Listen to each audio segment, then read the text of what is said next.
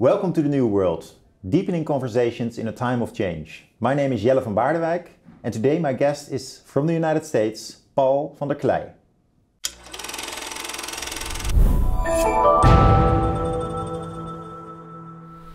It's good to be here. Thank you, Paul, for coming over here. It's my pleasure. You're on a trip in the Netherlands, actually in Europe. Huh? Yeah, it's my first time to the Netherlands. Yeah. I grew up in Christian Reformed Church in the United States, so heard about the Netherlands all my life. Never had a chance to be here. Well, nice that you are here. Just one remark on language, because the viewers of our channel know my opinion, my political opinion about the importance of Dutch as a language to have conversations in, to correspond in, because we see a rather dominant power from the US and the UK taking over a language, a certain kind of Americanization of our institutions. And that's also why I want to remark that I hope many with me, we are of course enthusiastic about English, but not about its dominance. That's a subtle difference. But in the Netherlands, unfortunately, it's also a fierce difference. I can believe it. So we need to defend, I think, trying to have conversations on a high level, academic level, literature level in our own language. And at the same time, of course, stay international in orientation.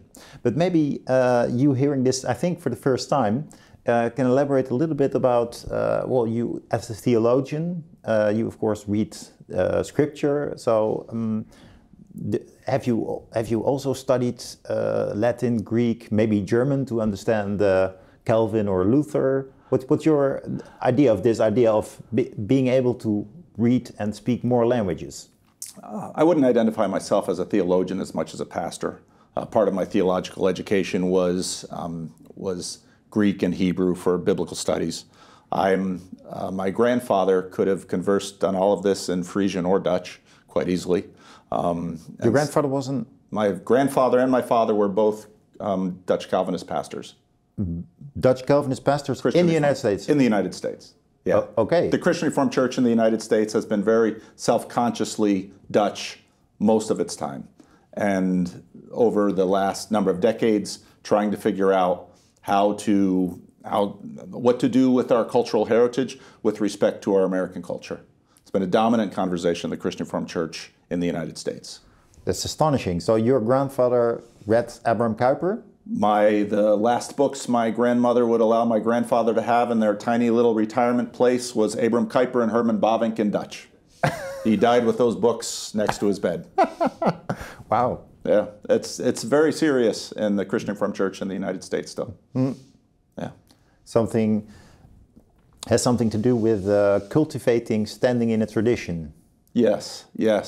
The Christian Reformed Church, in many ways, in the 1970s, one of the preeminent pastors put an article in the banner, the Christian Reformed publication, about it's time to burn the wooden shoes. That's as late as the 1970s.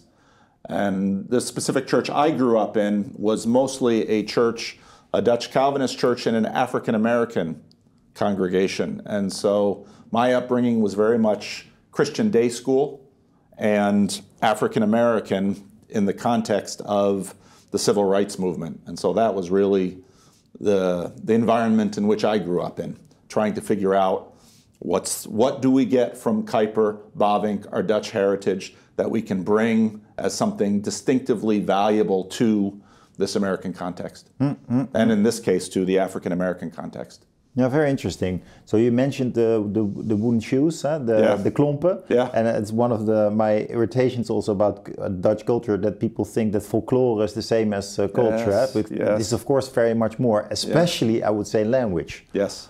To close off that topic and to get to the next one, maybe you can tell me a little bit about your impressions now that you've been traveling through the Netherlands, about the differences in religious experiences in this day and age between people in the United States and here. Maybe in general, so maybe some sketches about the different experiences of spirituality, religion, and more specific, so how people go to church, especially in the Reformed Church.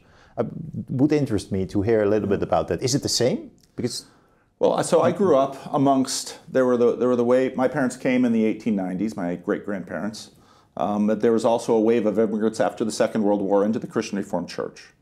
And so I grew up listening to immigrants from the Netherlands from the 1950s lament the changes in the Netherlands, what happened to churches and spirituality. And so that was sort of the background. And then when I got here, I was quite surprised where religion, Christianity, and even Christianity here is built into the buildings and the walls and the pavement of the country, even though secularism is also quite evident. It's a remarkable juxtaposition that I see here. Because I grew up partially in a Dutch Calvinist immigrant, but partially in an African American, all within an American context, I've always been rather sensitive to culture, and I find I find a thesis of the implicit Christianity within secularization compelling when I get here, because on one hand, it's quite evident that this is a multicultural context here, especially in the urban Netherlands, yet we've been doing a lot of driving in the countryside, and what I see here is these spires of historical churches dominating the landscape, with the exception perhaps of these giant electrifying windmills. But so I've been fascinated by the dance of religion, implicit religion, that I see going on in your culture here. Yeah. Cities still, in a way, organized around the church. Huh? Yes. Around churches, so yes. being the spiritual center, but at the same time empty. Yes. Often holding a fitness center or I don't know, some place yes. where you can maybe look at the art the neighbor made. And sometimes, of course, more established churches, they found a new spiritual purpose, yes. Yeah, well, most are empty. That's yes. what I wanted to say. Exactly. So and in my I perceive the United States as a pretty religious country, huh? And that's also what the stats say. But is this something that you would also say, that the United States are more deeply still Christian, whereas the Dutch are maybe, well, we have culturalized Christianity. It's yes. in our buildings, it's in our institutions. Right. That's true, but at the same time, it's gone. Very little left. It's perhaps in the people in North America, because otherwise the stones would have to cry out, which is what you have here in the Netherlands. Yeah. Because when I walk through this, I've never been to Leiden, when I walk through this town, in a sense, the stones are speaking to me of this long, rich tradition, which in some ways is built so deeply into the culture that it's no longer seen. And so then you have the question, how loudly can the stones still speak?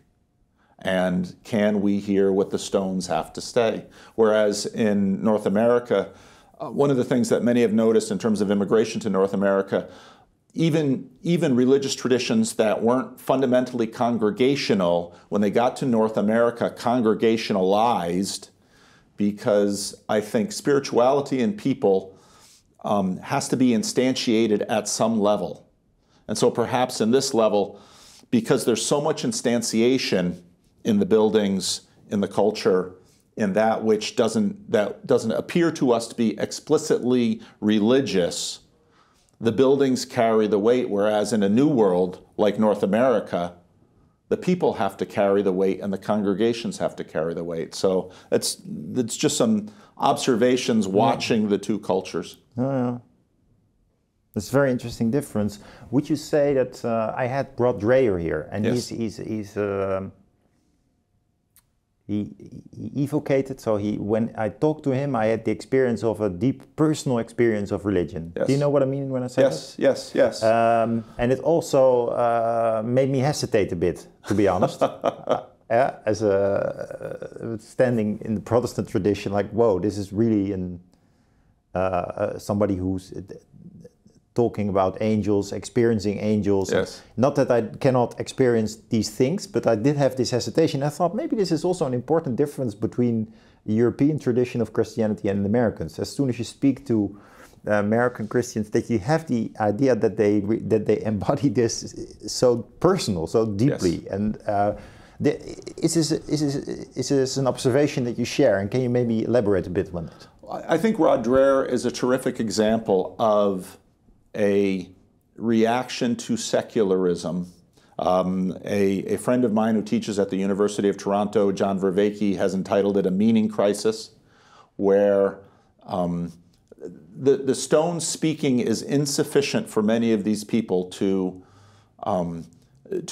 find a practice and a language of meaning that is sufficient to give them strength and energy to address the kinds of suffering that is normal in human living. And so Rod Dreher, he's in some ways, his blog is rather alarmist. I've been reading his blog for a number of years. I've met him once. I've done some conversations with him once, and I have a great deal of appreciation and respect for Rod.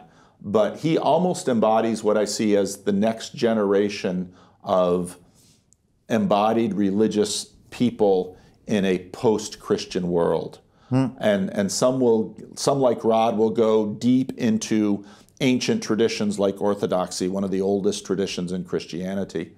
Others, we were speaking with my friend Job, who is here in the Netherlands, will also embody in themselves a complex mixture of traditions. One of my theses is that I think we are nearing the end. The Protestant Reformation is a protest. It's right there in the word. I think we're nearing the end of the protest, and the Christianity we're going to see coming after it is going to attempt to finally absorb the protest into the other traditions, and we'll see where that goes. That makes me think of another question that I would like to ask you that I've been having about Christianity quite a time. Is it not true that Christianity maybe has been interested too much in emancipation, in setting people free, in helping people to emancipate from the conditions they live in, instead of cultivating?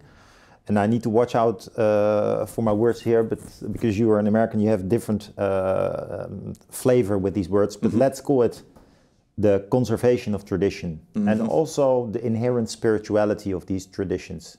Is it not true that Christianity maybe also secularized itself or made a big risk by focusing so much on this leftish agenda of wanting to help people instead of establishing itself and also spiritualizing, I would say, regular bourgeois life? Huh? I think that's right. I think part of Christianity, all of the elements of our contemporary Western civilization come out of Christianity. And so you very much have that liberational aspect. And what you find in Christ is both incredible liberation, but also incredible discipline.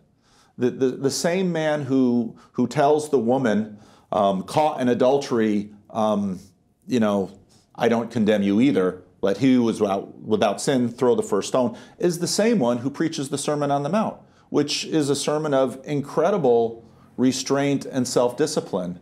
And I think you're right. I think over long periods of time, we're trying to work out these tensions of liberation versus discipline, because, and sort of always the two sides of freedom. There's always freedom from and freedom to. I am free to play the piano, but it's a different kind of freedom to be able to play the piano well. And I think right now, we've gotten sort of to the edge of sort of a progressive liberationism, and we're realizing that to just go and plunk on the keys doesn't necessarily make music, and the power is, as many have known, to be a great pianist, you must first master the basics, and then you can have another level of freedom. No, and let's connect it a little bit to the previous line of conversation that we had about language, and also maybe the inarticulacy of many people, including myself, being, I would say, spiritually attuned, or being able to look religious to the world and to yourself, but at the same time being deaf, or not tone deaf, but maybe not so open anymore to Christian rituals. Huh? So Yes. there is a communication gap here. Yes. So how can you, to put it in different words, cultivate your own symbolic understanding with Christianity for a deeper experience of life? And so maybe you can go into that, maybe with examples like prayer or other rituals that the tradition has, but connecting it also with the opening of life, huh? Because becoming more sensitive, huh? Finding subtler languages, right. as Right. the famous philosopher Charles Taylor also calls this problem. Huh? So, and he actually says in Christianity there is actually a lack of subtler languages. So the problem of literalism, the problem of Protestants only looking rather scientific instead of embodied. But I'm trying to connect this. We're in a different scheme, I think, 20 years after Sources of the Self, or maybe even 40 years after. I don't remember. This is an old book, huh? Yeah. But talking to people that are religious, that are religious searchers, and not so much Protestant, but religious searchers. How would you maybe invite us to find this subtlety? My Frisian grandfather, every time we sat down for a meal, would pray the same prayer. He got that prayer from his father, who got that prayer from his father.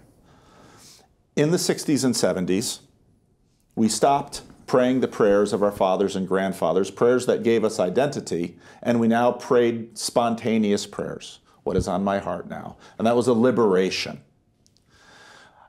There, I think, 20, 30, 40 years into that, there was a sense of this liberationism can become trite, empty, and without much substance.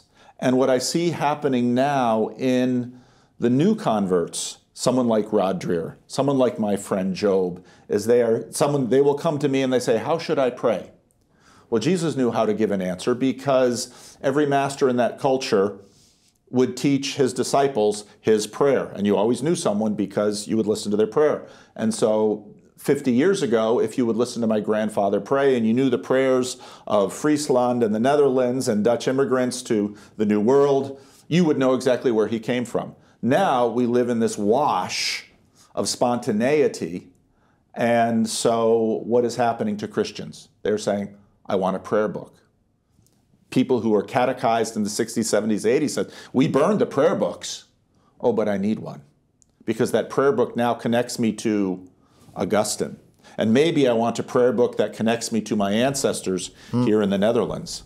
And we talked a little bit before the show about meditation, which is in a sense a quieting and a calming, and to get together. I often talk about God number one and God number two. God number one is the God built into the system. It's the God of the architecture. It's the God of the context. God number two is the personal God, the speaking God, the living God, the acting God. Meditation in that sense quiets the mind to become aware of the presence of God that's been built into, as Isaiah said, the whole earth is full of his glory. But then there is the part of God that is the speaking God, that is the disrupting God. And so in a sense, in meditation, we begin to become aware of the God that has been building this land from the ground up for hundreds of years, but there's no voice because we've quieted our voice.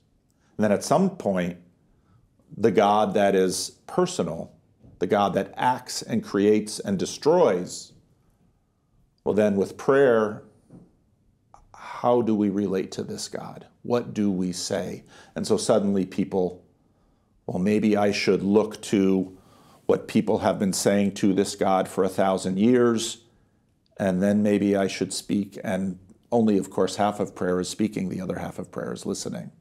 And will that God speak to me, and what will he say? And so I find this in, again, as a pastor, I've been watching these changes, and so even though I have a lot of talk on my YouTube channel, what I really use my channel for is to get the attentions of others who are undergoing these changes now in post-Christianity and to sit down with them and to listen to them and say, what are you doing? Are you praying? And I'm discovering that this is what's happening. Rod, Job, many others. Jordan Peterson. You've been commenting on Jordan Peterson, and one of the things that you didn't notice, but I did like very much, or maybe you did notice, but you don't talk about it, is that what you do notice is that he creates a lot of attention for the Bible in the first place. So, so there's a revival of Christianity, perhaps even. Your suggestion. Yes. Due to Peterson. Yes. One of the interesting differences between him and the 60, 70 pastors is exactly this focus on order. Yes. On get your room in order, but also in a metaphysical sense, for him always connecting to Egyptian gods like Osiris, trying to cultivate life. So that's where his main attention is. Huh? Yes. And not so much on suffering and attention for other people, not so much on the socialization of religion. There's an interesting difference, that he attracts so much listeners by focusing on this personal development aspect of the Bible. I think it's analogous to what we were speaking about. We have been telling a generation, you can do anything. And we don't realize what a burden that is, when in fact, in a context of political stability and economic affluence, they can do a lot of things. My grandparents, they could do one thing, what their father did. You can do anything. Well, what a burden, because there are so many things. Well, suddenly you have the burden and the weight of should. Is there a should? You can do anything. Oh, okay. But what should I do? And now suddenly we have the weight of that, of the normative, of the ought. No. And so Peterson, I think, tries to bring in and says, there is a normative order to the world. And you should clean up your room. You should be the kind of person that when a crisis hits your family, they look to you and you are reliable. And this is especially for a generation of young men who, in some ways, have been told, you should be quiet. Okay. What do I do next? And so the meme is that you have a generation of young men who are deriving meaning from video games. They're living in their parents' basement, watching pornography covered in Cheetos dust. And Jordan Peterson, in a sense, says, you were made for a lot more. And the only way you're going to do that is you should turn off the computer game. You probably should turn off the YouTube. And you should get a job in the real world. And you should become the kind of person that the rest of your family can value. Now, do you think, Paul, that there is a tradition in the way he communicates all these oughts? Because I was rereading Max Weber's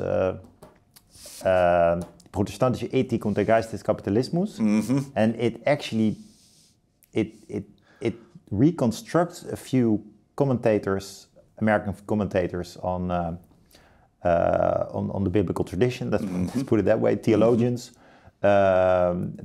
preachers, and one of the things that I remarked was that all those people that he read and that he writes about, they tend to communicate also in these commands. Yes. So 1, 2, 3, 4, 5, for instance, yes. Literally. Yes. And it was one of the things that surprised me so much when reading Peterson, that he actually communicates in this rules discourse. Yes.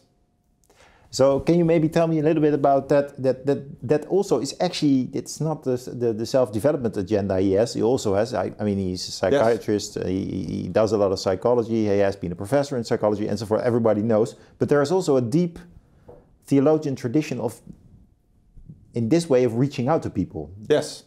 Communicating in rules. Yes. You have 10 commandments. Why? The Bible is not a book of rules. I tell people all that the time. There are rules in it. Rules are very helpful. Rules take a complex, chaotic world and says, you shall not kill.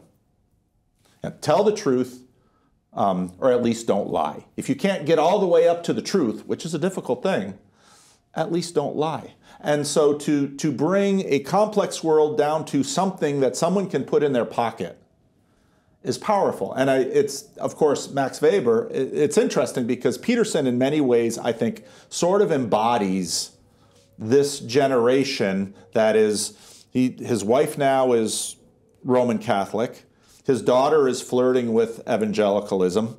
One of his friends, Jonathan Pajot, is Orthodox, and Peterson is seeing the symbolism and the pageantry of the Orthodox and the Roman Catholic, but he's deeply Protestant in that. Here's the rule. You know, and he gets this way as a clinical psychologist dealing with patients. If you're working with someone who has no mapping of order in their life, perhaps because they were raised in a home of chaos, you have to start somewhere. Yeah. So perhaps take off your shoes when you come in the house. Yeah. There's our first rule. Yeah. I want to unpack this idea of morality a little bit more, especially because so many people are quite rigid these days about their ideas of the world. Yeah. We know examples from the conservative side, but especially also from the leftist wokies. Yes. Rigid in the sense of taking things literal and not able anymore to make concessions. Don't take the responsibility for conversations, but suggesting that things are enruled, are in rules, and that they cannot be changed. Yes. Yeah. We see this in politics. For instance, the 2030 agenda for sustainability, I don't know if you know it, but that's in Europe, that is presented as something, well, that is a fact. But it's not a fact, it's something that we discuss. And it's you see that a lot with moral ideals, that they are read in a rather absolute sense. Now, also Max Weber relates this actually to the religious interpretation of morality. Yeah? But maybe you can tell me a little bit more about how you, what advice you can give, standing in the tradition of the Bible, about what morality is in general, and what the danger of taking things too literal, and the danger of rules that become burdens in itself, because you need to do the rules, but that's also, of course, the 60s morality. Yes. That says, well, the rules, they encapsulate you that much that they don't set you free anymore. Eh? So here's the balance. And we need a little bit of this flexibility. But the other hand, of course, and then I will end my question, or end with a question. The other side of the flip coin is, of course, the people that are really, let's say the libertarians, or the people that really say, I just want to live a la Milton Friedman, the way I want to, and I don't. What's the message of morality? I mean, I don't do anything with morality. I just live my life. Huh? Yeah. So on the one hand, we have this rigid moralists, and the other hand, we have people that say, well, morality, we don't live in the 50s anymore. Huh? Yeah. Yeah. And that's a difficult thing of the current scheme, I think, to live between these two positions. They are both institutionalized. We have many companies that think, a la Milton Friedman morality, I mean, do that at home. And at the same time, we have many newspaper op-ed writers who think it should be like this. Yeah. There's no discussion. Yeah. So maybe you can explore this field a bit from the biblical perspective. What does it teach us? What does it make? In what sense can it make us more human, or can it help us to understand this? Rob Henderson, who's in the American context, he's a graduate student right now. He coined the term luxury beliefs. If for example, because you grew up in it, let's look, for example, at someone like Barack Obama. Barack Obama is in some ways was someone offering liberty but lived a Puritan lifestyle. Were there any sex scandals with Barack Obama? No. Was Barack Obama's financial house in order? Was he a billionaire? No, but he had plenty of money. Was he raising his children well? Yes. Barack Obama can afford luxury beliefs. Liberty for others, discipline at home. And I think we've had a number of generations of that. In a biblical frame, there is always, and Peterson talks about, there's always this tension between chaos and order. The biblical story starts out, and the world is tohu wavohu. And suddenly God speaks order into the chaos. So we have light and darkness. We have heaven and earth. We have sea and dry land. And it's in the middle of all these dualities that suddenly let the earth bring forth life. Let the seas bring forth life. And so you get the sense that just like, let's say, the electrician, someone tells you right away, if you're going to work with electrical, turn off the breaker, be very careful because the electricity can kill you. Then you watch an expert electrician, and you say, no, you should turn off the breaker, and the expert electrician says, I'll take care of it, because he's the master. And so there's liberty, but liberty is dependent upon, again, you can play any key of the piano you want, but if you're going to make music, that's going to require probably not only a life of discipline, but a lineage of discipline that goes on multi-generation, because there are not infinite number of ways to play the piano. And there are not infinite number of ways to learn the piano. All of these constraints are built in. And actually, again, coming to the Netherlands, I think part of the power of your country and your culture is constraint. You have a small country. You have a lot of water. We visited the Delta Works. Mm-hmm. And the experience of inundation gave this country a discipline. Mm. And now that discipline can be marshaled towards liberation or towards order. And in order to do that, even as a small population, there's going to be negotiation. Mm. And I'm amazed at your country, at its discipline, at its organization, because of all of the constraints. So what these constraints do is say to the libertarian, yeah, you can play the piano any way you want. But if you're going to actually play something that hushes a crowd, oh, that will require order, discipline, right. And not just a life of discipline, but a lineage of mastery. And I think in many ways, we are such short-lived creatures. We are born into this world. We have riches that we possess that we know nothing of, because they, again, just like the riches I see here in Leiden, it's just built into the stones. And you're just the heir of it. And I think now at the end of a liberationist phase, the danger, of course, is that in recognition of order, we swing all the way into the authoritarian, which kills it either. So too much liberty doesn't work. Too much order or authoritarian doesn't work. It's always this estuary in the middle that allows the right dynamic, but it's chaotic, it's scary, but that seems to be the normative fashion of the world. Can you reflect a bit on the same topic, but then on a more interpersonal level? Resilience, or to put it in another word, tolerance for difference, and in a way we are a very, but also very intolerant world. Huh? So everything, for instance, this day and age need to be confirm the rules of diversity. So you always need a man and a woman, people of color need to be included on television. This, all good arguments for this new diversity regime, let that be clear. But it has also become intolerant. So yes.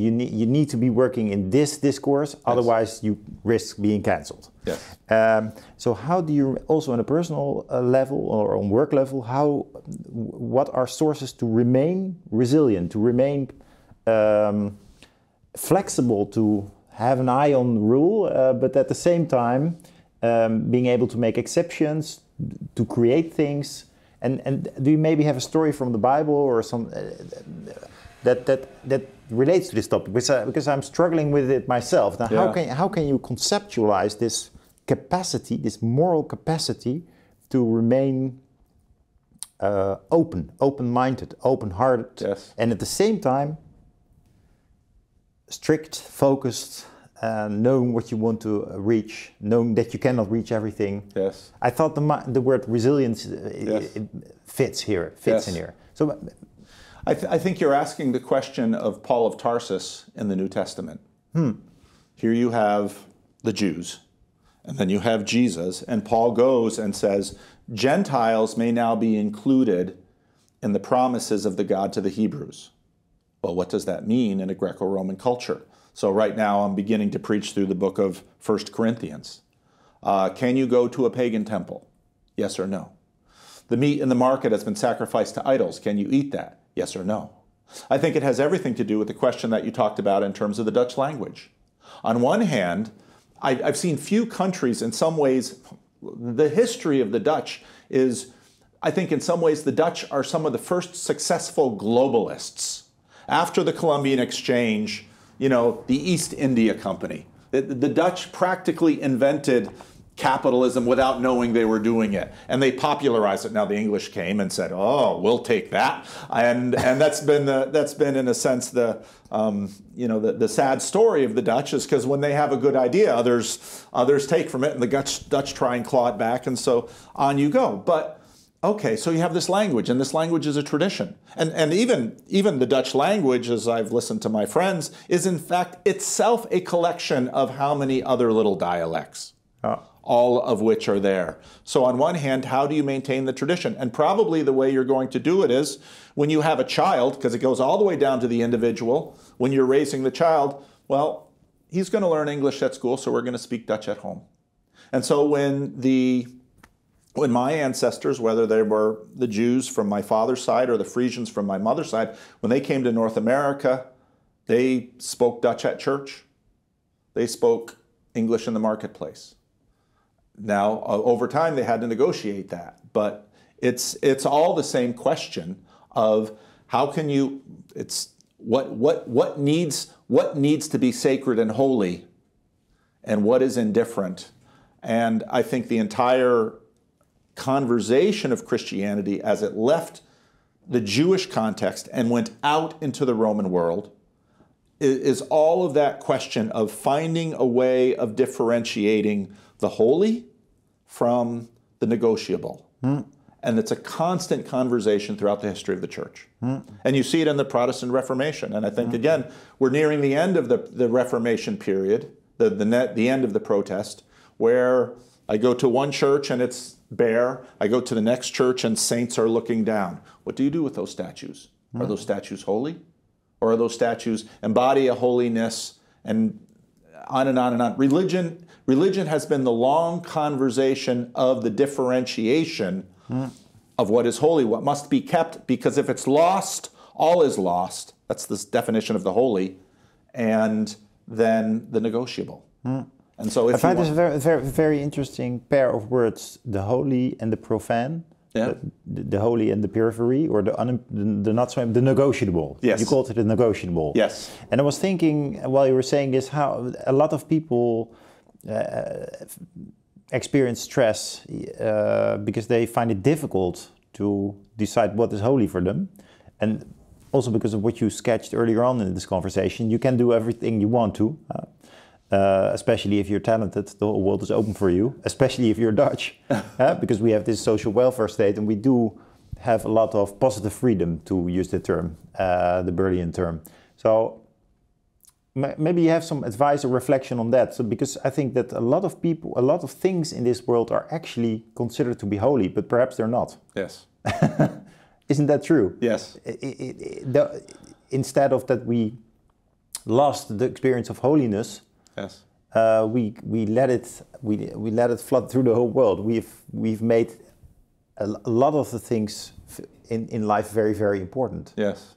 And it's all the holiness of the normal world. It's also I don't know if you know these parts of the work of Charles Taylor, the philosopher, but he speaks of the affirmation of ordinary life, which is a spiritual development, which he sees back in Dutch painters, for instance, Pieter van Hoog or Johannes Vermeer, and to a certain extent, but not so much Rembrandt.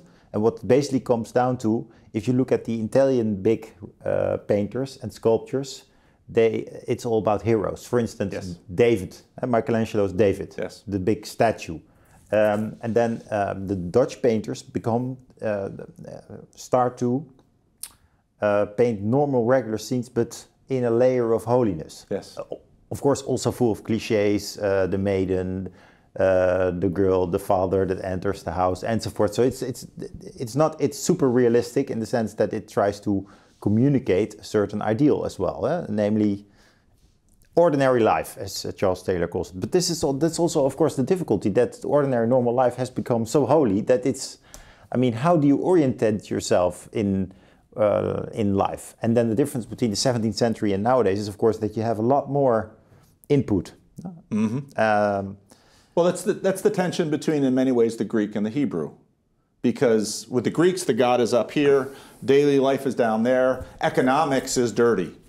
In the Hebrew, the story begins with the God of the Bible using hands to create a man out of the clay, and the man's first job is gardening. It's ordinary life. And so you see this conversation beginning already in the tension between those two things. And of course, in the Renaissance, you go back to, we're uncovering these statues that we threw away in the great Christian Revolution, and look at the artistry of Latin, look at the artistry in stone. Let's recapture that. But yet, at the same time, but look at the beauty in working the earth. Look at the beauty. My grandfather in his church once had a Dutch dairyman ask him, will there be calves in heaven? My grandfather said, why? Because he said, I know nothing more beautiful than the eyes of the calf after it's born looking at me. And so there's the beauty in the old. And so for that farmer, the sacred, he saw that transcendental of beauty in the eyes of a newborn calf. And of course, the calf's born every day. But suddenly that common moment becomes a holy moment. Whereas he would probably find Michelangelo's David, not anywhere near as beautiful as the eyes of a newborn calf. And so part of the reason I think religion isn't going away because it's our oldest conversation of this question, what is sacred? And of course, right now, a lot of the contemporary conversations are about identity, but an identity conversation is a conversation about the sacred. But is there also something as a religious sense, an anthropological constitute in human beings that allows us to be religious? How would you, or is it only a conversation? No, I mean, if it's only a conversation, I mean, you could also say it's a form of culture. Yeah. But one of the great understandings of classical history at this point is the question: were the Greeks religious? We look back at the Greeks and say, religious? Temples, gods, statues. They didn't think they were religious. An alien comes and looks at our culture and say, are we religious? I worship the smartphone.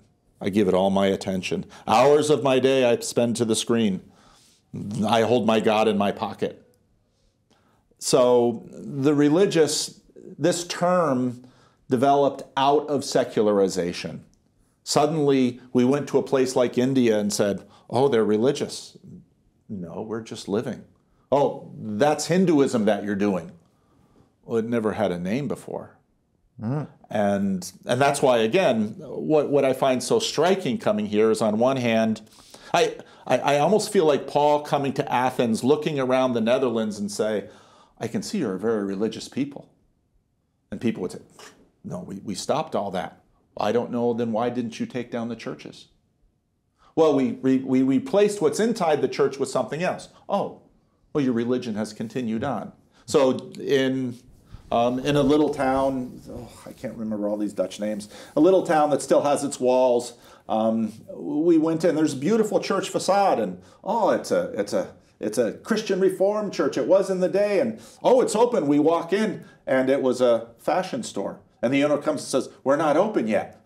And, okay. So what is exactly our religion? What is a religion? And, it's that which makes life work at the most level, at the deepest level, and determines what is sacred. And humanity we're the most amazing creatures on this world, because unlike every other creature, what is sacred is really variable for us. Whereas I always tell my dogs that their God is their belly, because they will, anyone who feeds them will be their master. Yeah. At the same time, there are religious experiences that include animals and the earth and yeah. Well, that farmer's religious experience was the birth of every newborn calf. Yeah. And he'd probably go and sleep in church, but he's never going to miss the birthing of the calf because suddenly he's confronted with the beauty of the glory of God right there through a calf. Now, he would have very much said he was a Dutch Calvinist, but did he worship a calf? It's astonishing how you speak about the Netherlands as a country with such evident religion in its buildings, in the way people communicate with you, and I think I forgot about that. And it's nice to remember that it's a scientific view of things, that you look and say, hey, that's religion. You categorize things. Well, it's actually a secular, scientific way of grasping reality, whereas you're bracketing things. So Job, when we were driving through, said something like, have you seen, I don't remember how he said, based to the heart of Rotterdam. Well, it's a joke. Why? He says that to Germans because, of course, it was destroyed in the war. Well, the heart of Rotterdam was holy. Well, why was it holy?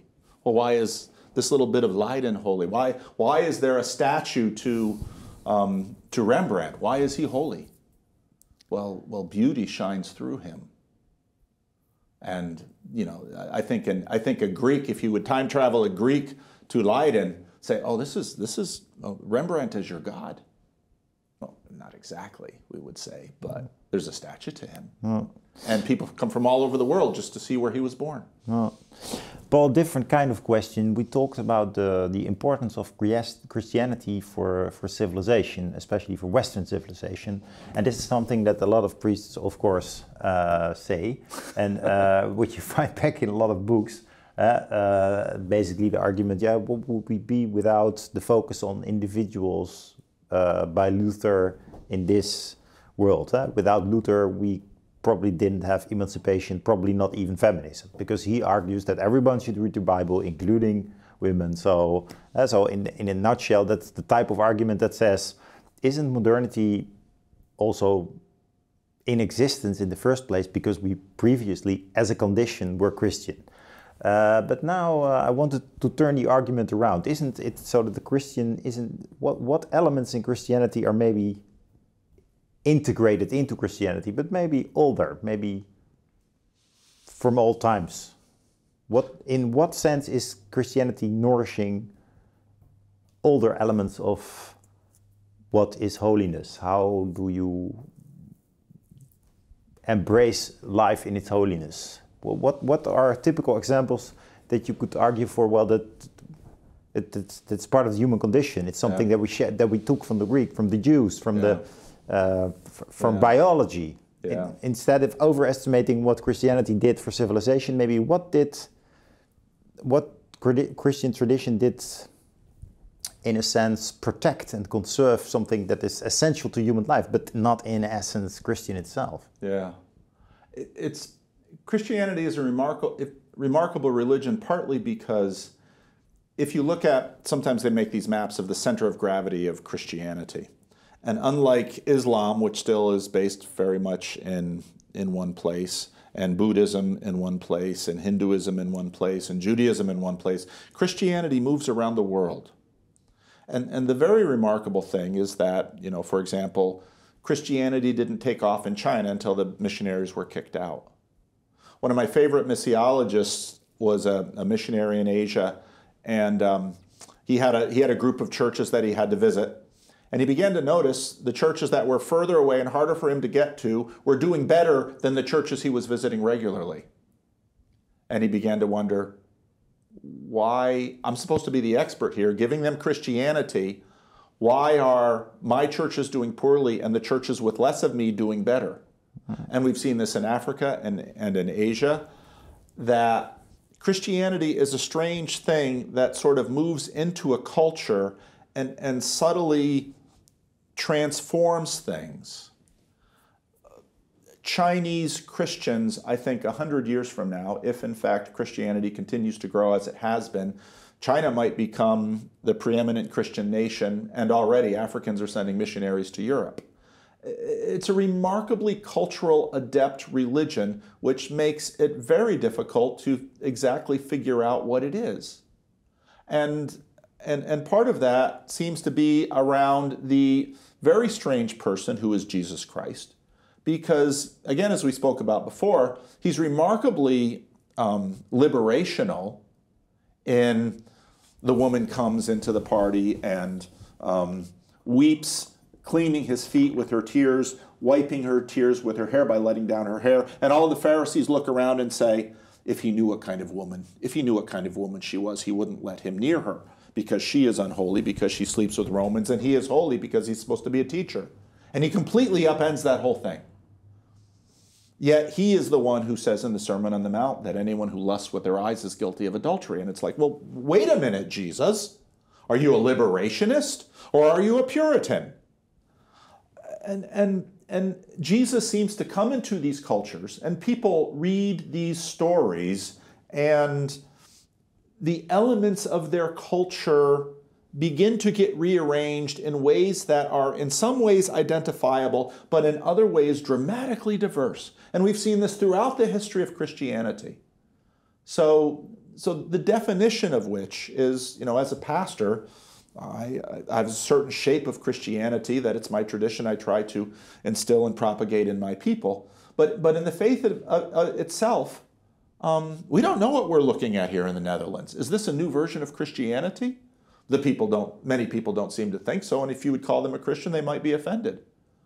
But yet something has gotten into the culture and in the mindset that is unmistakably connected to it. And it has the tensions like we talked about with the God of the Hebrews who gets his hands dirty versus the Greeks who, anybody who gets their hands dirty is of lower class, sort of an implicit Gnosticism. So I don't know where all this is going, but G.K. Chesterton noted that Christianity has died many times, but its God seems to know the way out of the grave. And that tends to be what we see. So counting out Christianity is sort of a dangerous thing because it just keeps popping up. But yet I think the Apostle Paul, if he came today, might find a lot of the Christianity we have today unrecognizable. It doesn't look like what he was expecting. But there's Jesus. So it's a mystery. And go ahead. One final question: how can we look at the transformations that God Himself makes in the Bible? Because Jesus Himself, Son of God, but also in a way God Himself. But then there are different types of gods that we find in the Old Testament. The God of Moses.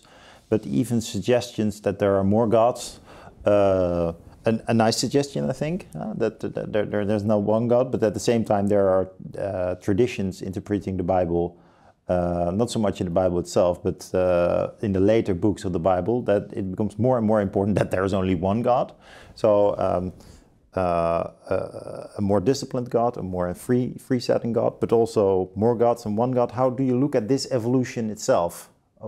How can we make sense of this?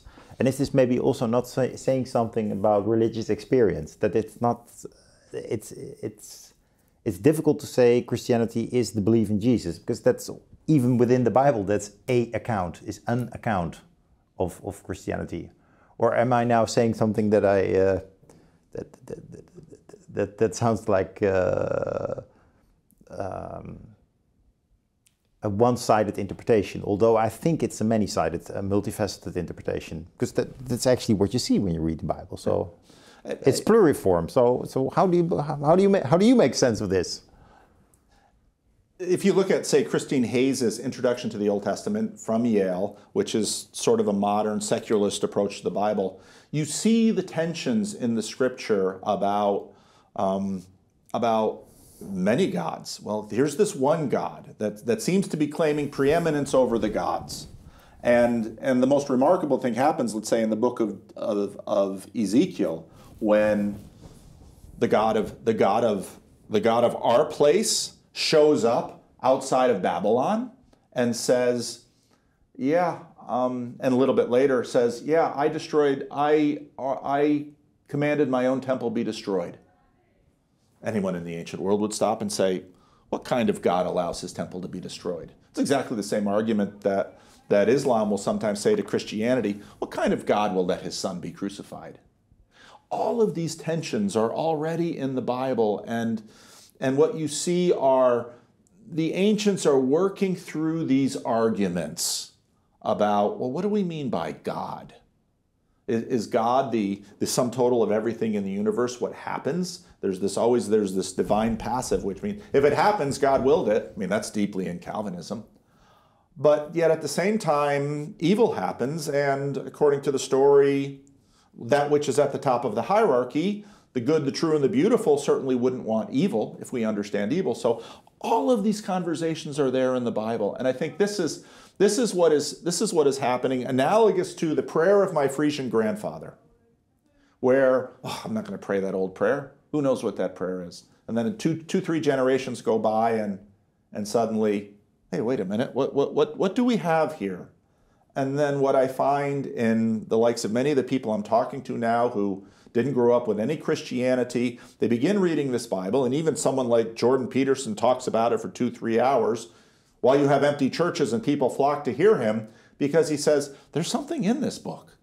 And he gives these little indications of, it's deeply psychological. It's deeply philosophical.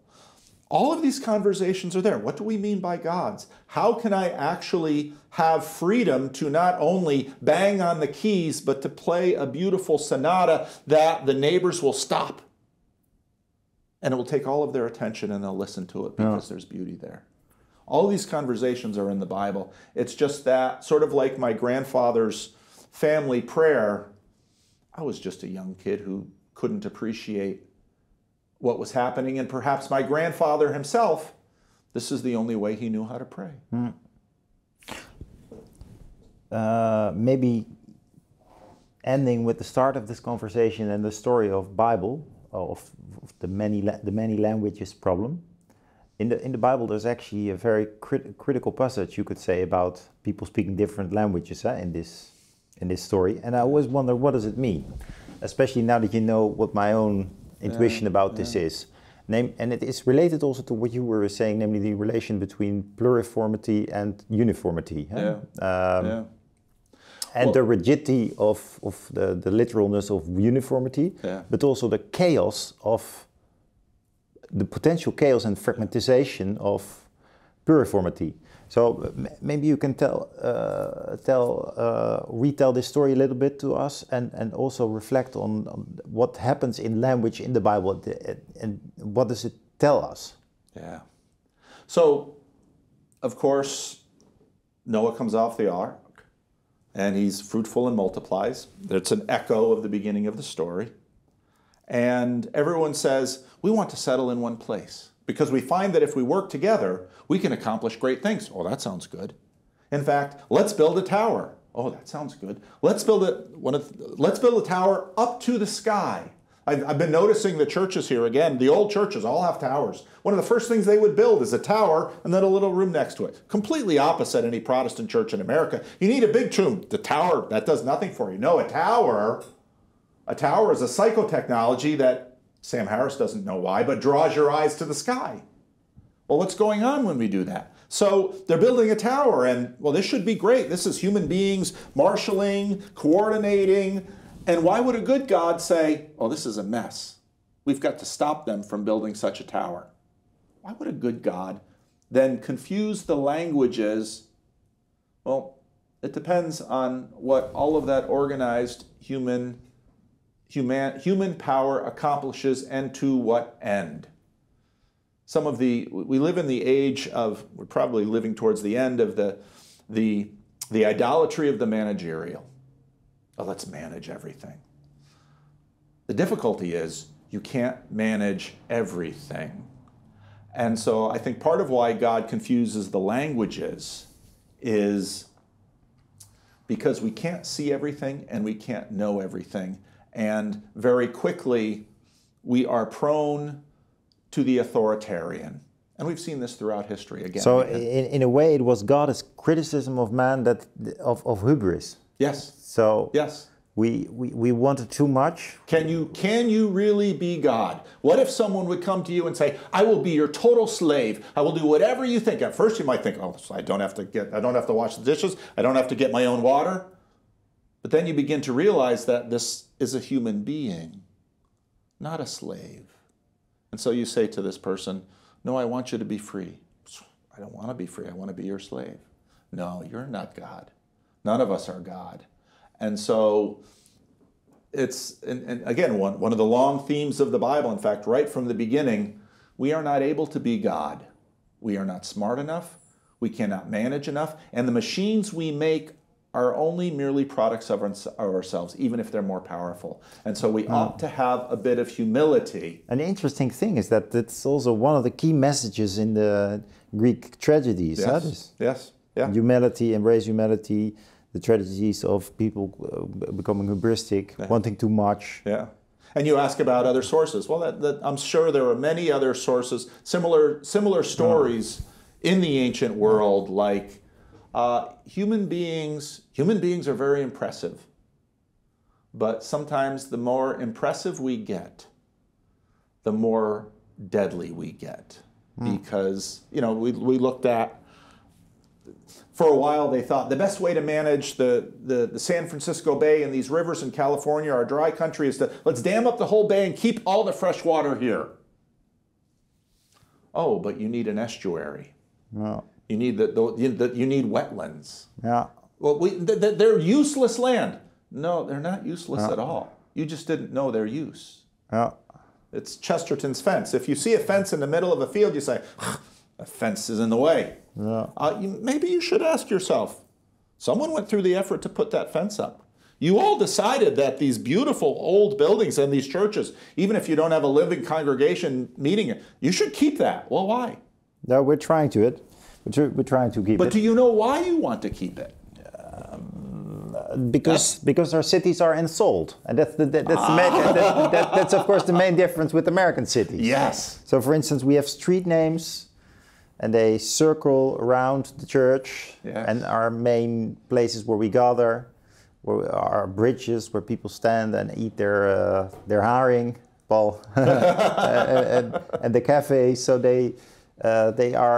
it's an ensouled architecture of the city. And if you compare it to Americans, that it's all straightforward. First, second, third street, 33rd Street. It's boring for a Dutchman. We have names for streets. It's been shameful. We personalize our cities. You should not have let McDonald's in the country. The French did a better job in that.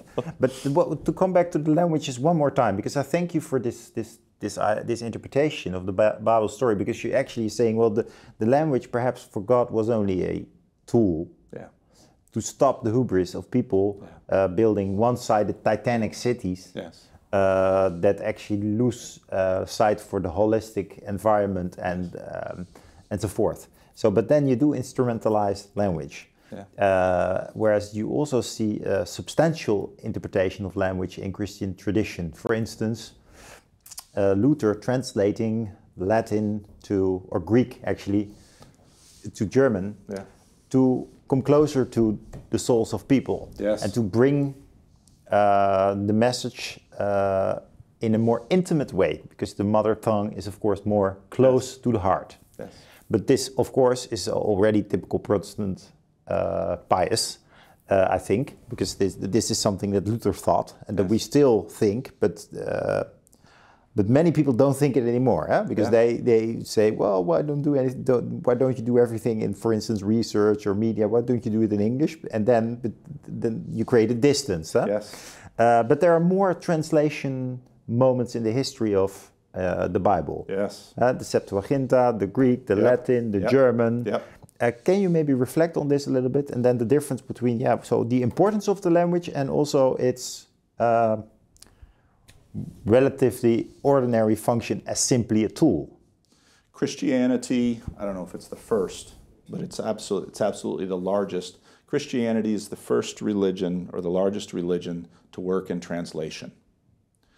When Paul goes into the churches in the broader Roman world, they're not reading Hebrew. Islam, if I want to become a true Muslim, I must learn the Quran in Arabic. If I want to become a true Jew, I must learn the Torah in Hebrew. Part of Christianity's dynamic cultural power is that Paul takes a Greek translation of the Bible into Ephesus and Corinth and Rome and says, here is the Word of God. Many Jews would have said, that's not the Word of God. That's a translation.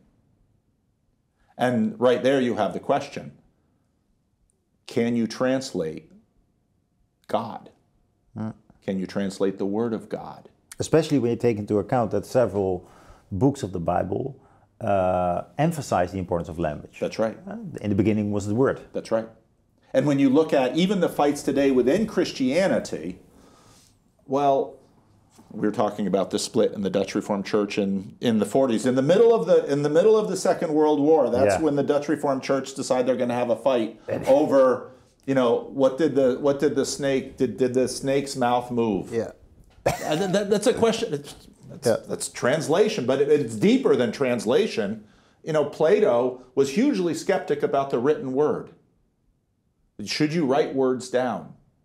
What is that when we do that? What is that when we take this speech that we're doing and we set it into text, and that text can go? Yeah. In fact, Plato writes mainly about Socrates, and Socrates never wrote something down, and that's something that you also see in the case of Jesus. Right.